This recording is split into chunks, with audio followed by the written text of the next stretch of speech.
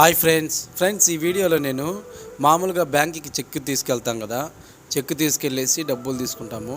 కానీ మీరు గమనించారా, మామూలుగా చెక్కి బ్యాక్ సైడ్ కూడా మీరు సంతకం పెట్టించుకొని ఆ తర్వాత ఫోన్ నెంబరు రాసి వెళ్ళిపోమంటారు కదా. అసలు దీని వెనుక ఉన్న రీజన్ మీకు తెలుసా? చాలామందికి ఈ విషయం అయితే తెలియదు. ఫ్రెండ్స్, దీనికి విషయం ఏంటంటే, మామూలుగా కన్సర్న్ పర్సన్ ఎవరైతే ఉన్నారో థర్డ్ పర్సన్ ఆ వ్యక్తి కానీ చెక్కు కానీ పోగొట్టుకున్నట్లయితే, ఎవరికైనా థర్డ్ పర్సన్కి ఆ చెక్కు దొరికేసి వెంటనే బ్యాంకుకి వెళ్తే వాళ్ళకి డబ్బులు ఇచ్చిందనుకోండి, అప్పుడు ఏం జరుగుతుంది?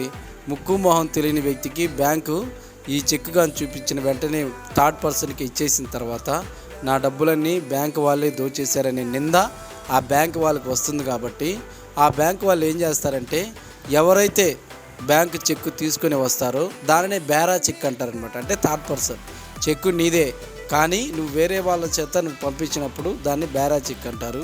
అప్పుడు ఏం జరుగుతుందంటే, ఆ పర్సన్ పేరు, తర్వాత ఫోన్ నెంబరు, మీ చిరునామా, వీలైతే ఆధార్ కార్డు, మొత్తం డీటెయిల్స్ అన్నీ కూడా తీసుకొని ఆ తర్వాత బ్యాక్ సైడ్ సంతకం పెట్టించి వాళ్ళ ఫోన్ నెంబర్ రాపిచ్చి ఆ తర్వాత వారికి మాత్రమే మనీ ఇస్తారనమాట. అయితే ఎవరైతే చెక్ మీద సంతకం పెట్టారో ఆ కన్సల్టెంట్ వారికి కూడా ఖచ్చితంగా అయితే ఫోన్ చేసి కనుక్కున్న తర్వాతే ఆ తర్వాత థర్డ్ పర్సన్కి ఆ తర్వాత ఇస్తారనమాట. తెలిసింది కదా ఫ్రెండ్స్, బ్యాక్ సైడ్ ఎందుకు సంతకం పెట్టిస్తారనేది.